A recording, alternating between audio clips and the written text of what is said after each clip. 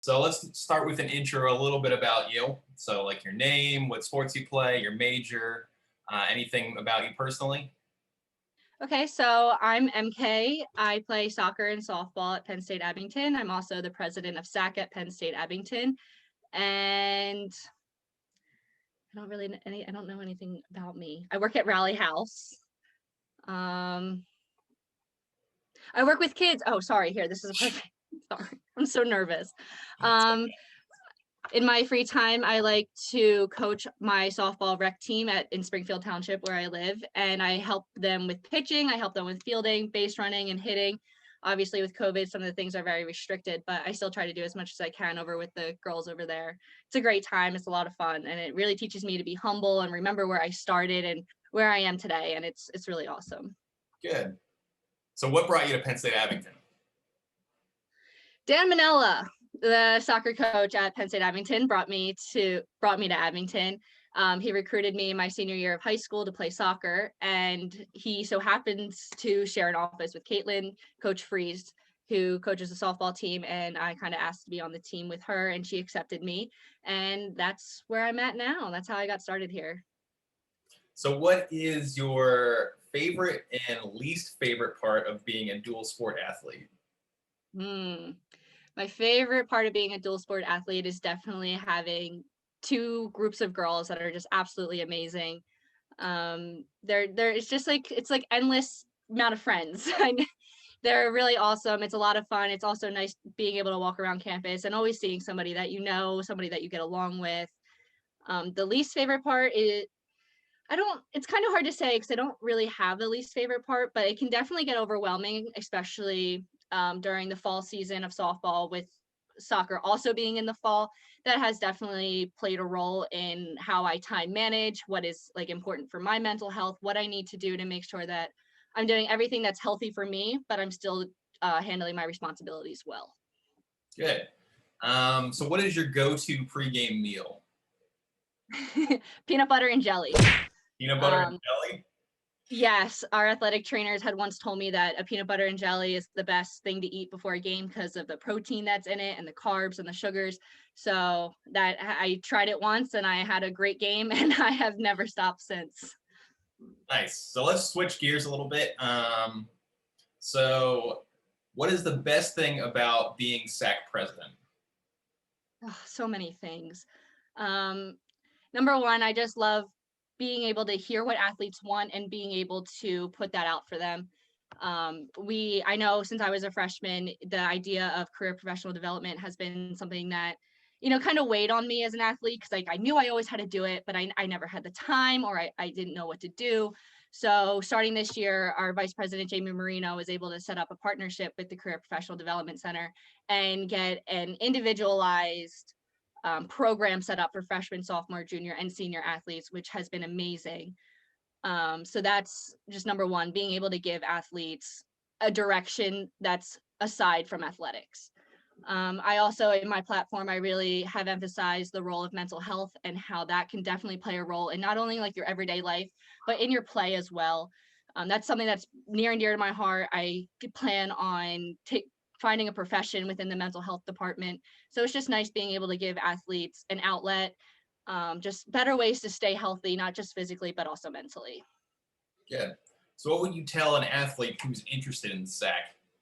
Oh my God, join.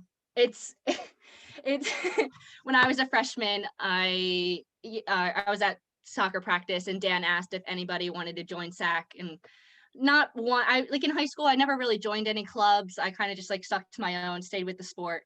But then I was told that there would be pizza at every meeting. So I was like, okay, sign me up, free lunch. But then I fell in love with it. I fell in love with everything that they stand for, everything that they're doing, with Special Olympics. That was so fun. Some of the drives that, like the collection drives that we've done, and just the camaraderie that you get with not just your own teammates, but other teams as well. And it makes it fun to go to different sports teams to cheer on my friends because I know them through SAC, and you really just get to know everybody, and it's just such a great club to join. You're always included. You always know somebody. It's just really awesome. So you're going into your senior year. So what are you looking forward to this year? Wow. Yeah, that kind of just hit me that I'm going to my senior year. That's crazy. I don't know. I haven't really thought about it. I've just kind of been taking it day by day, year by year, but I'm looking forward to definitely my seasons. I'm hoping in my senior year things have kind of calmed down with the COVID pandemic that's going on, and I look forward to having full seasons.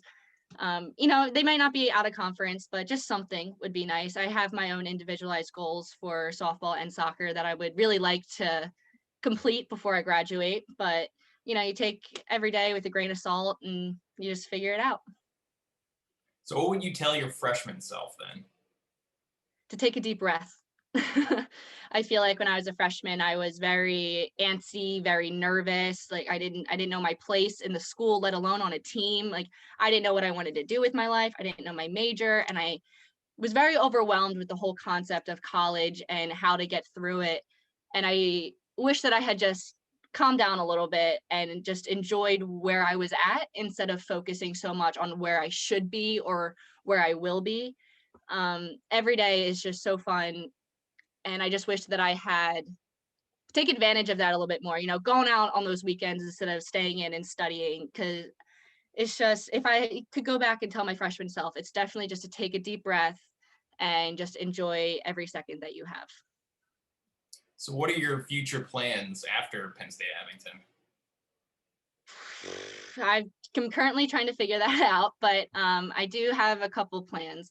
So I might go for my master's in clinical psychology and then move on to my doctorate to get my doctorate in clinical psychology with a concentration in criminal psychology, because I definitely want to finish with my doctorate. Whether or not I get my master's in between there will be something that I figure out closer to more like next fall. Okay. And give me one embarrassing Zoom moment that you've had throughout this year. I definitely had a ton. One time, so my friend told me about this app that you can get on Zoom. I forget what it's called now. And you can it's like almost like Snapchat filters. You can get it like on your face and you could see it. So I was just like messing around with it, but I thought that I would have to like confirm it in order for it to pop up on Zoom, but that's not the case. So during class, I'm like changing it. I had like a dolphin as a face, a hamburger, and just like continued, just like keep clicking them. And then at one point, my professor had to tell me to stop because I was distracting him and I had no idea I was doing it. So that's probably number one. All right. Well, thank you so much. That's all the questions I got for you. What are you looking forward to for your spring semester?